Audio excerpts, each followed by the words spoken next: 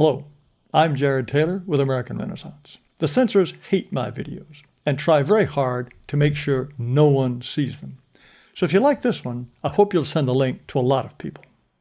The latest National Crime Victimization Survey, known as the NCVS, is now out. This one covers 2021, and it's the only reliable nationwide report on violent crimes that cross racial lines. Other reports may tell you how many blacks or whites were arrested for violence, but it's almost impossible to find out the races of their victims. The NCVS tells you. It's an annual survey of American crime victims who describe every attack they suffered during the survey period, including crimes they didn't report to the police. This means the results are a very accurate picture of what actually happened, not just the crimes police heard about.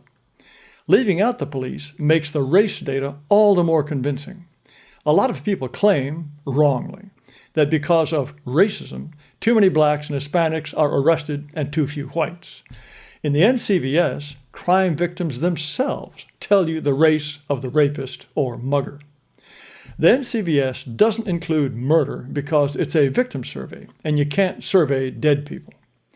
This survey sample is carefully selected to mirror the American population, and it is huge. Last year, it was 238,043 people, or nearly 250,000.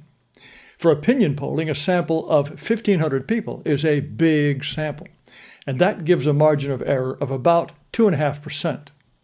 A sample of 238,000 is gigantic and gives good results.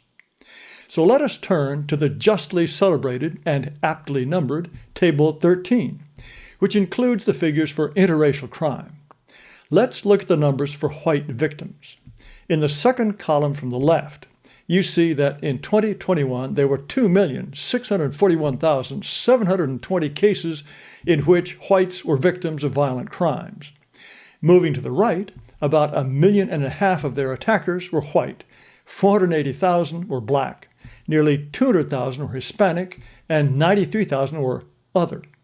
This other category was almost entirely Asians, Pacific Islanders, American Indians, but they are not broken out separately. Here are black victims and the 600,000 or so incidents of black victimization and who their attackers were. And here are the same figures for Hispanics. What conclusions does the NCVS draw about race differences in crime? It gets no more controversial than this. The share of violent incidents involving black offenders, 29%, was greater than the population percentage of black persons, 12%. Well, yes, that's true. But there's a lot more to say than that. For example, we can add up all the white perps on this table to get a total of 1,767,930 bad guys who attacked either whites, blacks, or Hispanics. Then CVS says nothing about how many Asians or anyone else whites attacked. But we can calculate the percentages of the victims of whites who were either white, black, or Hispanic. And those three groups make up 91% of the population. We find that when whites commit violence, they choose other whites 84.5% of the time, blacks just 4%, and Hispanics 11.5% of the time. Violent whites restrict their violence almost exclusively to other whites. We can also add up the total numbers of black and Hispanic perps and do the same calculations. We get something very different.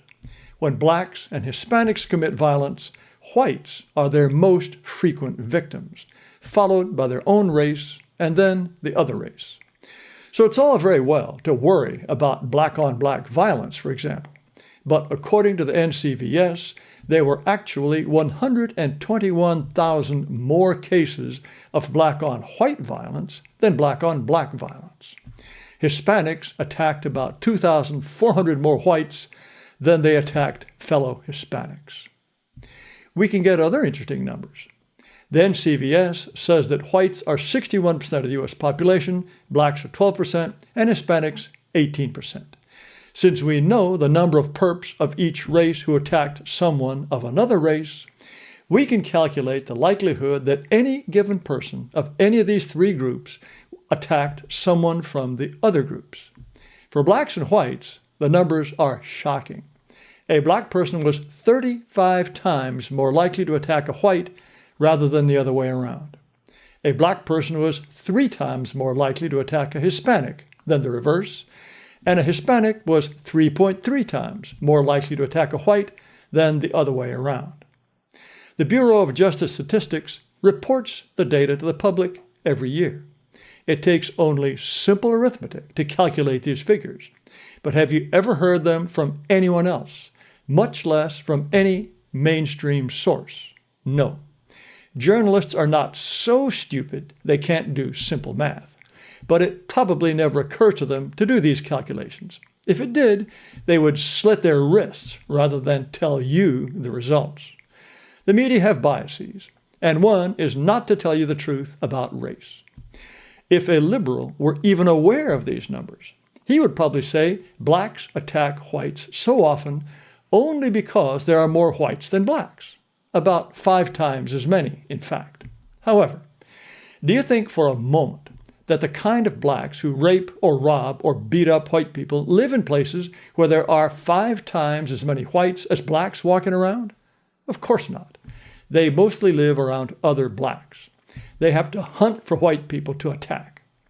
I have no doubt that this lopsided figure, blacks 35 times more likely to attack whites than the reverse, is due at least in part to constant media repetition of how bad white people are and how much we owe blacks. That justifies anger, which justifies violence. I suspect it's also in part due to white passivity. All too many whites don't fight back, and that also makes them tempting targets. 30 years ago, when I first started looking at the NCVS, it included interracial violence rates for specific crimes. Not anymore. For example, you can use these figures from 1994 to calculate that a black was more than 100 times more likely to rob a white than the other way around, and that a black man was 34 times more likely to rape a white woman than a white man was to rape a black woman. In those days, the NCVS reported multiple offender crime rates too. Groups of blacks were nearly 300 times more likely to rob a white than groups of whites were to rob a black. Even then, though, the NCVS did not separately report multiple offender interracial rapes. I suspect the black against white likelihoods would have been very high. The Bureau of Justice Statistics doesn't make those data available anymore. I can't imagine why not. There are some less explosive findings in NCVS that are worth noting. Because blacks commit so many crimes and often commit them against people of other races, they are 1.8 times more likely to commit violence than to be a victim. Whites were 1.4 times more likely to be a victim than an offender. Hispanics were about as likely to be perps as victims. Asians and Pacific Islanders are peaceable. They were 3.8 times more likely to be a victim than an offender. Needless to say, men are more violent than women. If you ignore the 5% of incidents in which there were both male and female attackers, men committed 77% of the violence. Men were therefore 7 times more likely than women to be violent. As is well known, the last 2 years have seen a big jump in the number of murders. But interestingly, other violent crimes have been flat for the last 10 years and are way down from the mid-1990s. This graph from the NCVS shows the percentage of Americans aged 12 or older who were victims of violent crime. The top line is all violent crime, and the bottom line is everything except simple assault, which includes hitting someone or even just pushing him. There's a lot of that, but it's the least violent of violent crimes. As you can see over on the left, total violent crime peaked in 1994 when 3.25% of all Americans 12 or older were victims. That number has dropped to just 1/3 of that, or 1%. This contrasts with murder, which has been rising. Here are homicide rates from 1990 to 2020. Like the other graph we just saw, the peak was in the 1990s. The jump in 2001 is due almost entirely to the 9/11 attacks. But as you can see, in 2020, while other violent crime was flat, murder rose a record 30%. In 2021, it rose another 4.5%. Why did murder surge while other violent crimes didn't? I don't know.